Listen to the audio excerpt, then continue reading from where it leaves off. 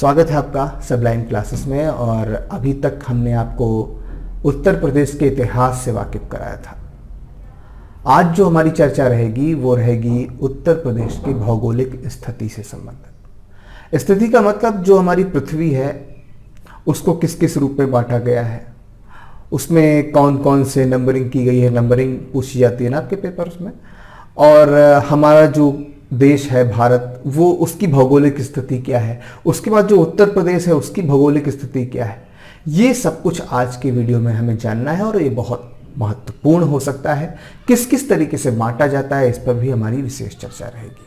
तो अभी तक हम इतिहास के बारे में देखे हैं और आज हम देखेंगे उत्तर प्रदेश की भौगोलिक स्थिति।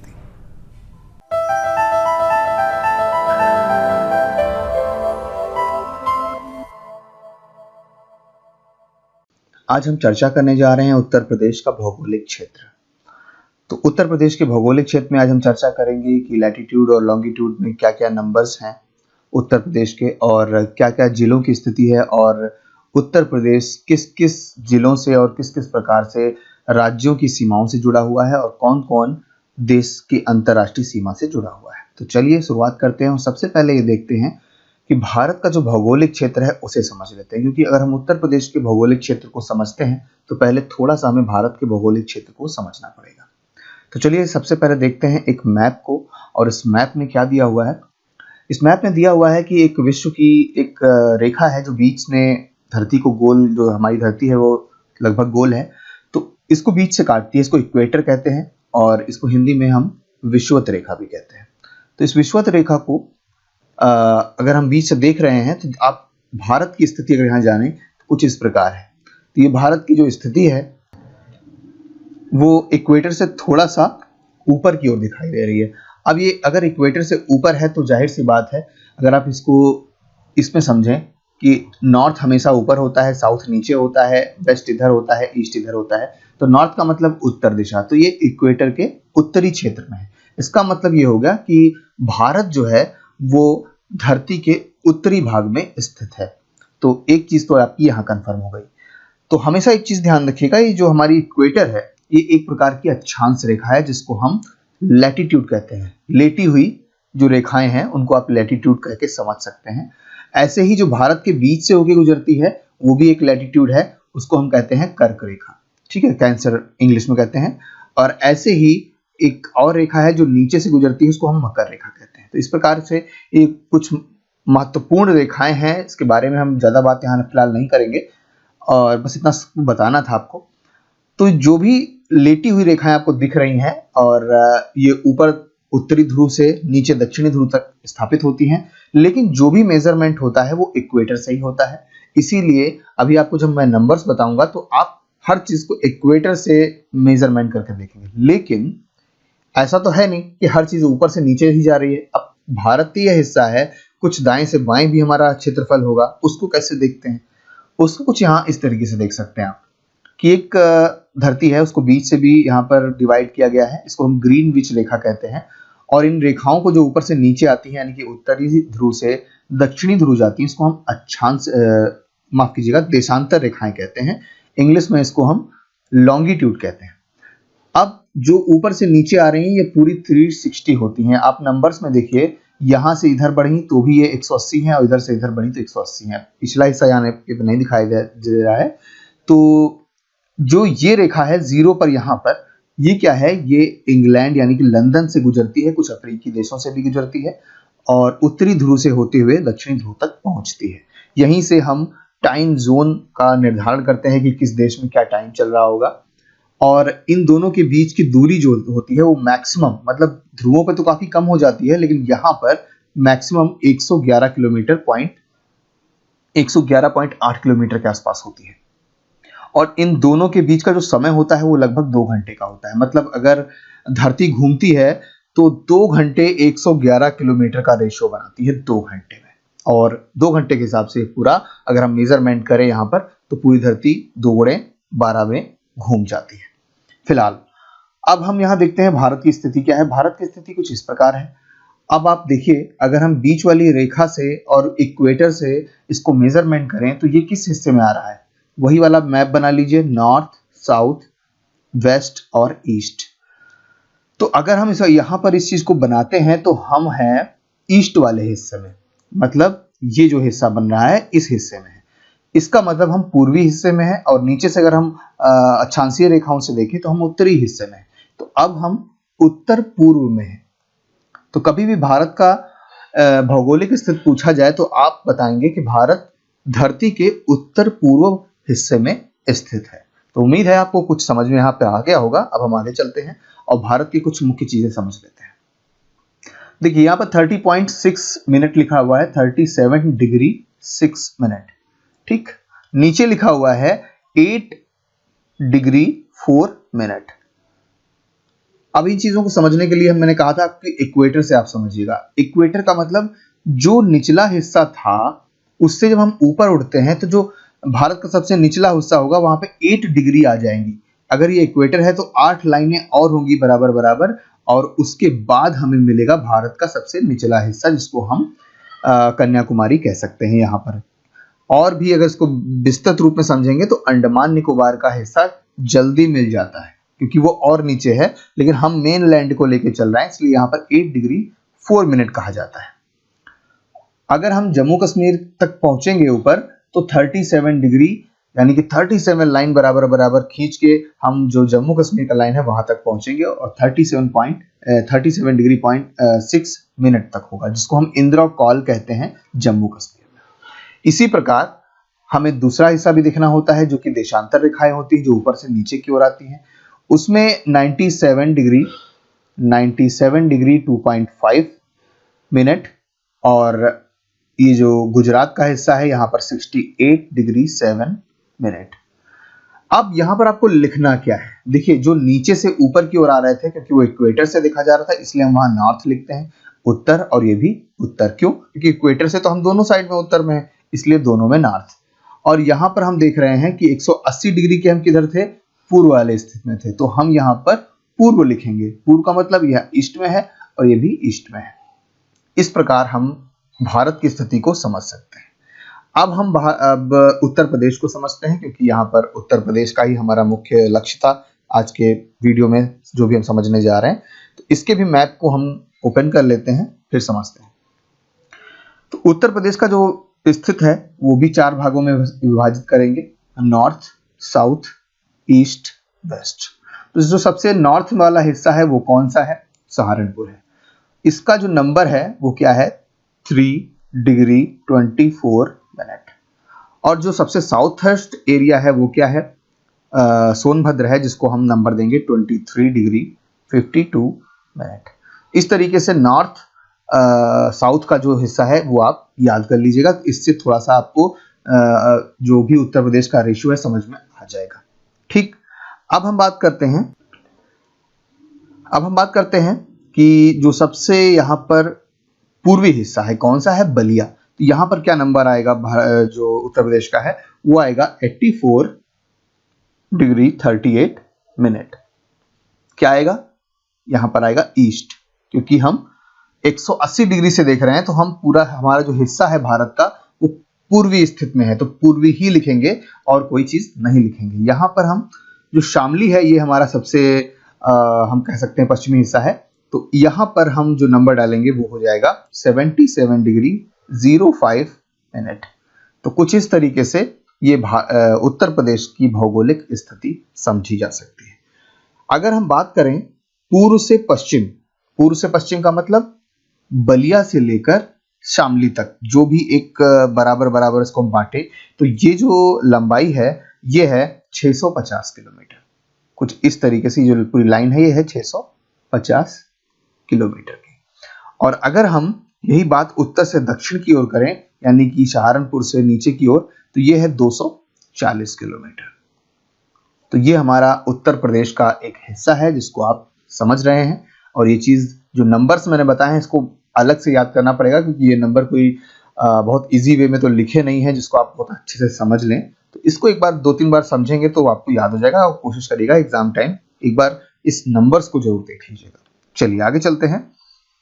अब हम बात करते हैं कि उत्तर प्रदेश की स्थिति वाकई में क्या है।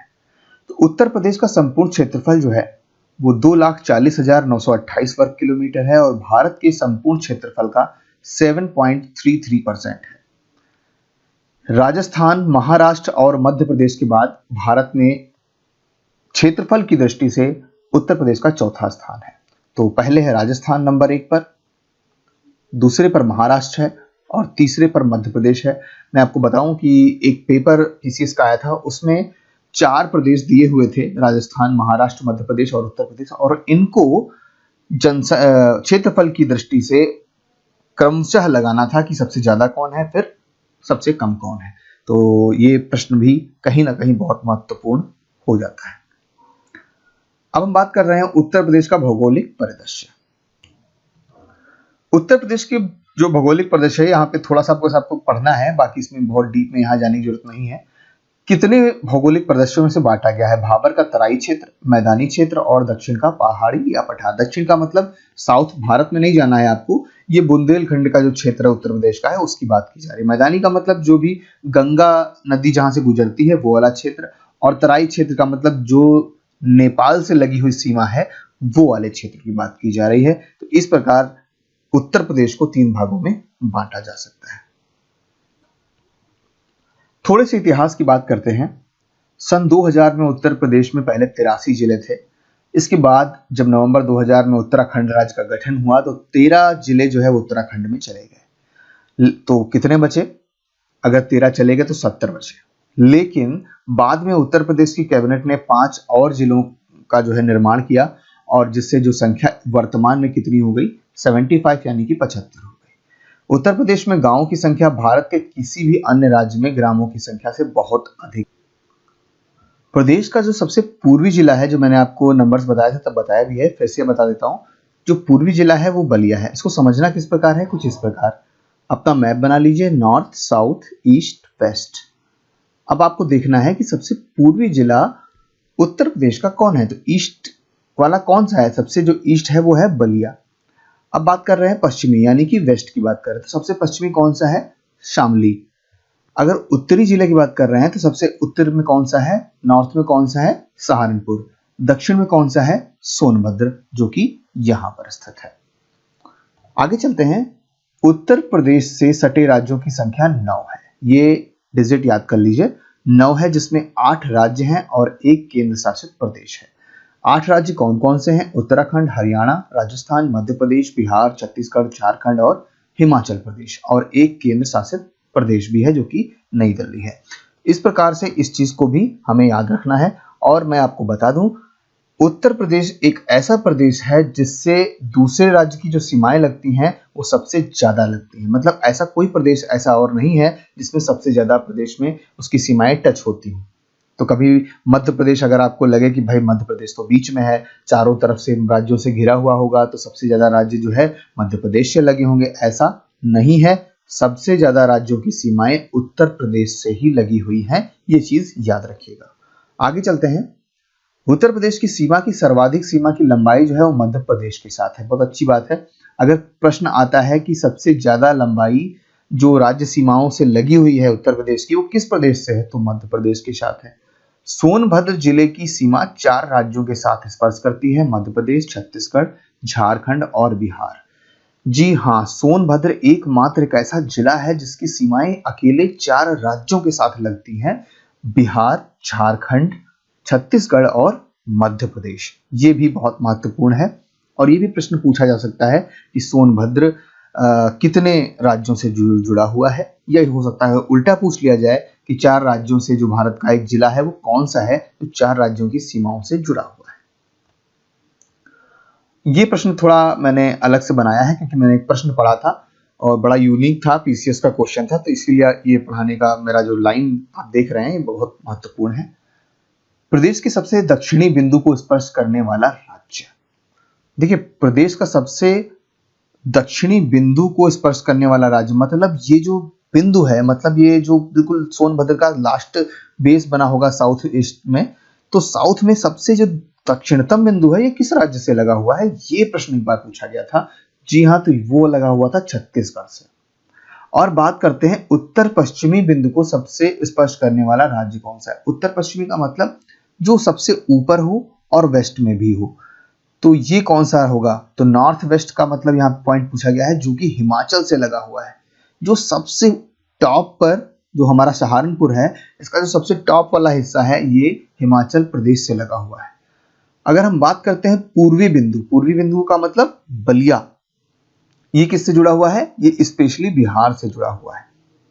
और पश्चिमी बिंदु किससे जुड़ा हुआ है? यानी कि शामली की बात कर रहे हैं, तो ये जुड़ा हुआ है किससे? हरियाणा से जुड़ा हुआ है। इस प्रकार भी प्रश्न आ चुके हैं, इसलिए मैंने ये प्रश्न यहाँ पे रखे आपके सामने। आगे बात करते हैं, दिल्ली से उत्तर प्रदेश के 2 जिलों की सीमा स्पर्श होती है। जो नई दिल्ली है, जो दिल्ली है, इससे उत्तर प्रदेश के कितने जिले जुड़े हुए हैं? जी हाँ, 2 हैं, गाजियाबाद और गौतम बुद्ध नगर। गौतम बुद्ध नगर मतलब नोएडा की बात हो रही है। तो 2 गाजियाबाद और गौतम बुद्ध नगर नई दिल्ली से जुड़े हुए हैं। हरियाणा और उत्तर प्रदेश के बीच सीमा निर्धारक नदी कौन सी है? यमुना नदी। ये चीज याद रखिएगा, हरियाणा और उत्तर प्रदेश के बीच जो सीमा का निर्धारण करती है वो यमुना नदी है। हरियाणा से 6 जिले सहारनपुर, शामली, बागपत, गौतम बुद्ध नगर, अलीगढ़ व मथुरा मिलते हैं। तो कहीं ना कहीं ये प्रश्न भी महत्वपूर्ण हो जाता है कि हरियाणा से उत्तर प्रदेश से कौन कौन से जिले मिलते हैं? 6 जिले हैं, मथुरा, अलीगढ़, गौतम बुद्ध नगर, बागपत, शामली और सहारनपुर। इसके बाद बात आती है, राजस्थान से 2 जिले आगरा व मथुरा मिलते हैं। राजस्थान से भी 2 जिले हमारे जो है लगते हैं, आगरा और मथुरा। यहां पर आप देख सकते हैं ये जो हिस्सा है मथुरा और आगरा का हिस्सा जुड़ा हुआ है। उत्तराखंड से 7 जिले जुड़े हुए हैं। कौन कौन से? सहारनपुर, मुजफ्फरनगर, बिजनौर, मुरादाबाद, रामपुर, बरेली और पीलीभीत। तो ये नंबर्स भी याद रखेंगे तो थोड़ा सा आपको इजी हो जाएगा। अब यहां से अगर आप देख भी सकते हैं इसको, सहारनपुर, मुजफ्फरनगर, बिजनौर, मुरादाबाद, रामपुर, बरेली और पीलीभीत। इसको इस तरीके से याद भी किया जा सकता है,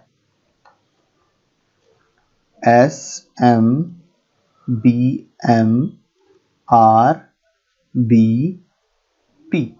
तो इस तरीके से अगर आप लाइन से याद रखेंगे इसको, तो जो उत्तराखंड में हमारा जो पश्चिमी हिस्सा है उत्तर प्रदेश का, वो किस तरीके से लाइन से आएगा? वो आएगा SMBMRBP। कितने हैं टोटल? 7 डिस्ट्रिक्ट। मध्य प्रदेश से 11 जिले आगरा, इटावा, जालौन, झांसी, ललितपुर, महोबा, बांदा, चित्रकूट और इलाहाबाद, मिर्जापुर और सोनभद्र लगते हैं। मध्य प्रदेश से सबसे ज्यादा जिले यहाँ पर दिखाई दे रहे हैं। तो आप किस तरीके से देखेंगे? यहां से शुरू करेंगे, यहां से आगरा है, फिर ऐसे ही लाइन वाइज अगर आप देखना चाहते हैं तो इस तरीके से याद रखेंगे तो आपको मैप के साथ याद रहेगा, जिससे आपको दिक्कत नहीं होगी। तो आगरा, इटावा, जालौन, झांसी, यहाँ पे जालौन है, यहीं पे झांसी है, ललितपुर, महोबा, बांदा, चित्रकूट, इलाहाबाद जिसको प्रयागराज कहते हैं, मिर्जापुर और अंत में है सोनभद्र। तो 11 जिले मध्य प्रदेश से जुड़े हुए हैं उत्तर प्रदेश के। बिहार से 7 जिले सोनभद्र, चंदौली, गाजीपुर, बलिया, देवरिया, कुशीनगर और महाराजगंज मिलते हैं। छत्तीसगढ़, झारखंड से केवल सोनभद्र की सीमा ही मिलती है, इसलिए मैंने इसको अलग से नहीं बताया कि जो छत्तीसगढ़ और झारखंड है वो मात्र सोनभद्र से ही जुड़े हुए हैं। बिहार से कितने हैं? 7 जिले जुड़े हुए हैं। अगर इसको हम नीचे से शुरू करें तो नंबर 1 सोनभद्र, फिर उसके बाद उसके ऊपर है चंदौली, उसके ऊपर है गाजीपुर, उसके ऊपर है बलिया, उसके ऊपर है देवरिया, उसके ऊपर है कुशीनगर, यहां पर कुशीनगर है, और बहुत छोटा सा पॉइंट दिख रहा है तो ये महाराजगंज है, ये भी बिहार की सीमा से मिलता है। तो टोटल हो गए 7 जिले। तो इस तरीके से बिहार से भी 7 जिले जुड़ते हैं और उत्तराखंड से भी 7 ही जिले जुड़ते हैं, इसलिए आपको याद करने में थोड़ा सा आसानी हो जाएगी। ओके, अंत में हम बात करें तो उत्तर प्रदेश की जो सीमा है वो अंतर्राष्ट्रीय सीमा नेपाल से जुड़ी हुई है और नेपाल से प्रदेश के 7 जिलों की सीमाएं जुड़ती हैं। अगर इसको हम पूर्वी तरफ से देखें इधर से तो कुछ इस प्रकार दिखाई देगी। महाराजगंज से शुरू है और 7 जिले जुड़े हुए हैं। तो पहला है महाराजगंज, दूसरा है सिद्धार्थनगर, तीसरा है बलरामपुर, चौथा है श्रावस्ती, फिर है बहराइच पांचवा, फिर छठा है लखीमपुर और सातवां है पीलीभीत। तो ये 7 जिले नेपाल से जुड़े हुए हैं। और मैं आपको एक बात बताना भूल गया, लेकिन याद आ गई मुझे, ये जो छठे नंबर पे लखीमपुर खीरी लिखा हुआ है, ये उत्तर प्रदेश का सबसे बड़ा जिला है क्षेत्रफल के मामले में। मतलब एरिया में अगर आप प्रश्न आता है कि सबसे बड़ा जिला कौन है उत्तर प्रदेश का, तो वो है लखीमपुर खीरी।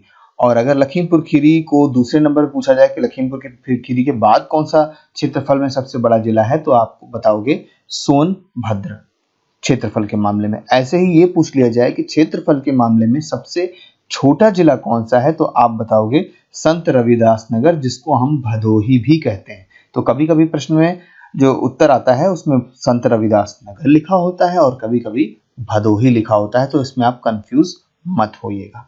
तो इस प्रकार नेपाल से भी जुड़ी हुई है। अगर लेकिन नेपाल से जुड़ा एक और प्रश्न आता है कि नेपाल से हमारे भारत में कितने प्रदेश जुड़े हुए हैं, तो कभी भी इस तरीके का प्रश्न आए तो मैं आपको बता दूं कि नेपाल से टोटल 5 राज्यों की सीमाएं लगती हैं।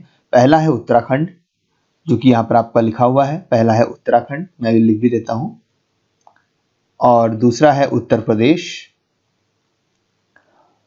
तीसरा है बिहार, चौथा है पश्चिम बंगाल और पांचवा है सिक्किम।